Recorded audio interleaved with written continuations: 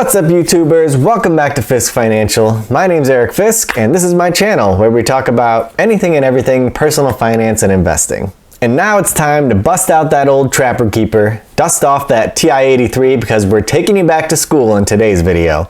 We're talking about college savings 529 plans. So first things first, what is a 529 plan? Well, it's a tax-advantaged savings account for higher education and, in some instances, primary and secondary education, affectionately named for its 529 tax code that established it.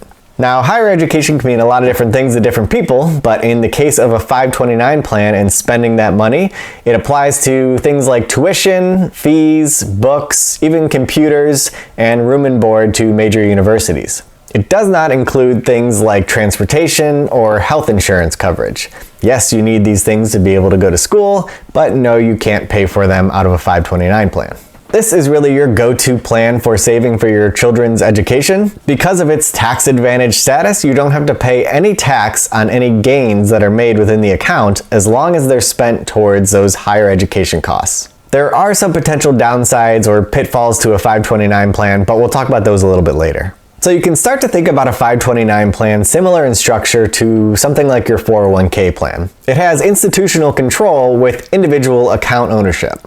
The main difference, however, with the 529 is that it adds a named beneficiary. So the owner controls the money, that's probably you if you're a parent, and the beneficiary incurs the allowable expenses, so that's your child. The owner decides where to invest that money, again, that's probably you, and a lot of times that's done through something like target date funds. You probably are used to that in your retirement savings as well, but it's dependent upon each of the 529 accounts and what they allow you to invest in. Some of them are more broad than others, and you can invest in certain index funds and mutual funds. Some really kind of relegate you to those target date funds. And the difference in funds is really dependent on what state you live in or what state you choose to open a fund with. I know it sounds a little odd, but all of the 529 plans are run and owned by their individual states. Even the funds owned by major brokerages like Vanguard or Fidelity or Charles Schwab, all those funds are still run by the individual states, and those states determine if there are any other unique tax benefits to funding a 529 account. For instance, a lot of states will let you write off your contributions to a 529 account on your taxes. Mind you, that's only your state taxes, not your federal. There is no federal exemption for that, but a lot of your states do let you do this, but definitely check into your state specifically to make sure if that's the case. And one more little aside, if you plan to have multiple beneficiaries, so if you have more than one child that you're funding for, you're generally going to want to do that in multiple accounts, not the same account. Because most accounts will allow you to change beneficiaries whenever you want or throughout the year, but you can't usually have more than one beneficiary per account. So about tax advantages and benefits. 529 accounts are very Roth-like in that you are putting in after-tax dollars, and your expenditures, as long as they're allowable education expenditures, are able to grow tax-free. You don't pay any tax on those gains when you spend the money. So, about the tax advantages and benefits. For allowable education expenses, a 529 is very Roth-like in that earnings are tax-free and don't even count as part of your income. However, if you choose to use that money on non-education expenses or non-allowed expenses, those gains become taxable and you're also going to pay a 10% penalty fee. There are a few workarounds to this, but generally speaking, if the money's in your 529, it needs to be used on education expenses or you're going to end up paying a fee. Now, unlike your IRA or your 401k, there actually are no federal limits to how much you can contribute to a 529 plan in any given year. However, some states will have aggregate limits on what you can put in there in totality, usually in the $250,000 to $500,000 range, which for most parents, most students, that's going to cover you going to a lot of colleges. So I wouldn't really count that as a negative here since you're probably not going to be funding that much in that account anyways. There are some states that could potentially limit your annual contributions, not at the federal level obviously, but the state level. All the accounts are different, so you want to look into this before you get started. And of course, there is still the yearly gift tax limit, so you're allowed to give you're allowed to gift up to $15,000 per person per year without having to pay any taxes on that.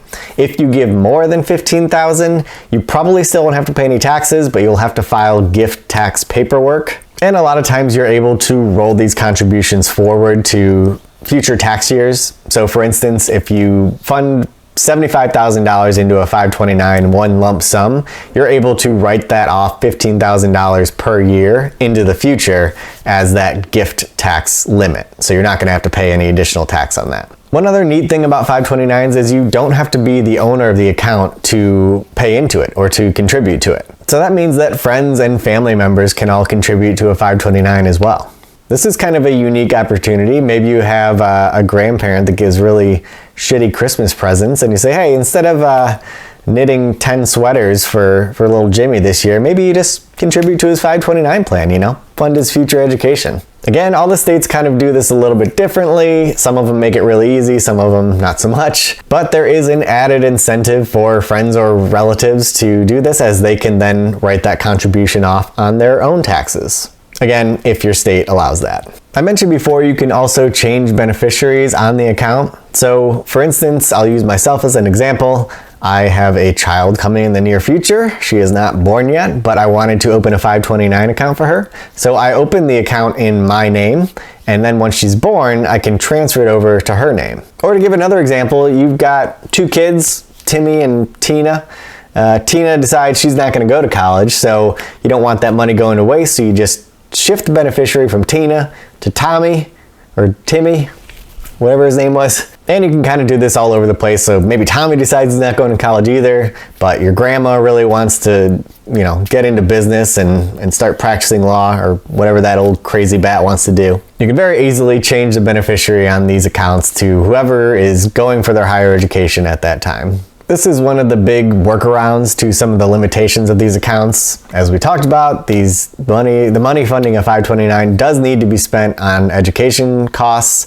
So if someone decides they're not going to go to college or they're not going to pursue higher education, you've got to figure out some other way to kind of shelter that money, and changing beneficiaries is a good way to do that. So another watch out for these types of accounts is any money left in there. So maybe your kid does go to college, but they don't actually end up spending the whole amount that's in the 529.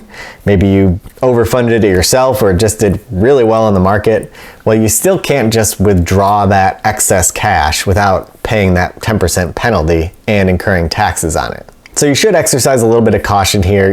Don't throw everything in the kitchen sink at it and fund it up to $200,000 before you know that your kids are going to college. On the flip side, if that does happen and you have too much money in the account, there are some little things you might be able to do to use some of that money for education expenses. Maybe you've always wanted to learn how to cook, so you could go take a trip to Italy to learn how to cook and take some classes there. Now, I'm not saying that you'd be able to expense your entire trip out of that 529. Very likely that's not the case. The IRS is not that dumb, but you could probably pay for some of those cooking class expenses or some other ancillary stuff to get you through that without having to pay the penalty. You may need to get a little bit creative there. Don't take my word for it. This is not tax advice. This is not investment advice. I'm just some crazy guy on YouTube. You'd want to talk to a professional before doing anything slightly not legal. So yeah, don't do that. Talk to someone who knows better, but you can kind of think of some ways for this to work out. So what if your kid gets a scholarship? Then what do? Well, you can still use that 529 fund to pay for education expenses that the scholarship doesn't cover. Like I say, sometimes room and board or a new laptop, that type of thing. And in a case like that, you can also take money out equal to the amount of the scholarship. In that situation, you will be taxed on those gains then, but you don't have to pay that 10% penalty. Again, that's only up to the amount of the scholarship. So if the scholarship's for $20,000, you can take $20,000 out, pay tax on it, and not be penalized. Another limitation to these plans is that you can only invest in what's allowable in the fund. So if your state doesn't allow you to do anything but target funds for the investments, then that's kind of what you're stuck with, even if you don't want to be investing in target date funds. And what's worse is sometimes you can only affect your fund investments 1 or 2 times a year. So you can only shift and change your investments a couple times a year. They don't want you doing it every single day. This varies again by state, but you don't have total flexibility and freedom in what that money is invested in. And the last point here is that similar to a 401k or another type of investment account, you are subject to any fees at that account. Again, mandatory disclaimer here, this varies a lot by state. I'm lucky enough to be in Ohio, which is considered one of the best 529 states because there is a lot of freedom in what you can invest in. I currently have mine invested in an S&P 500 index fund, so there's a lot of other credible investment opportunities other than just target date funds. I'm also not paying any additional fees other than the ones charged by the index fund, and I am able to write off up to $4,000 a year in contributions on my state taxes. So again, all of the states are really different. Some of them pay more attention to the 529s than others, and you can actually invest in 529 plans for states that you do not live in.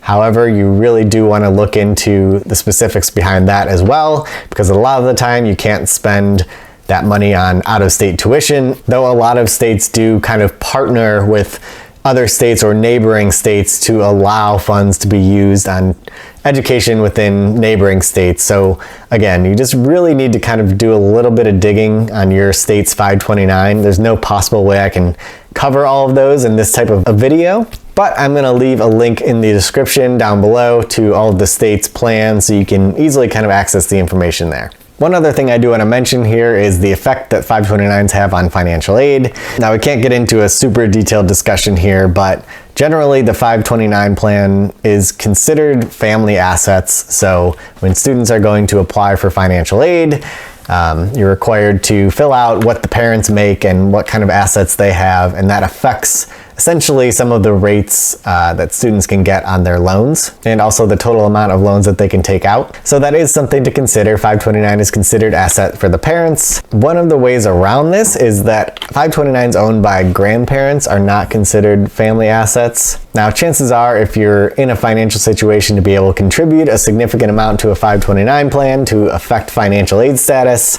this may not really be worth trying to work around, but that is just something to keep in mind. So what should you do? Well, if you're considering opening up a 529 account for your child or a member of your family, I would suggest doing it earlier rather than later. I know this may seem a little obvious, but I always have to talk about the drastic effects of compound interest. The earlier you invest, the more time your money has to grow and compound interest upon itself and continue to grow exponentially. But do be careful here. You don't need to go super crazy early on before you even know if your child's going to have any interest in going to college. And nobody has a crystal ball to see into the future. We don't know what college and higher education is going to look like in 18 years. Hell, we could all be on Mars by then where there are no colleges and our higher education is just listening to daily lectures from Elon Musk. But the point being here, it doesn't hurt to contribute money early on. It's certainly a good idea to contribute to a 529 if you're looking to fund your child's higher education, but don't put these types of things ahead of your own retirement. Make sure that you're safely funding for your future before you invest in that 529 account. After all, there are student loans, and while there are a multitude of issues with the student loan program in the US, that's a whole nother video, but point being, those are available for students that want them, which is obviously not the case for retirement. So if this still seems like a good idea to you, check out the list of state plans down below in the description.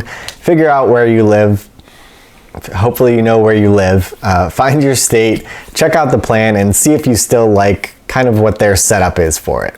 I always recommend taking advantage of any tax-advantaged accounts that you can find.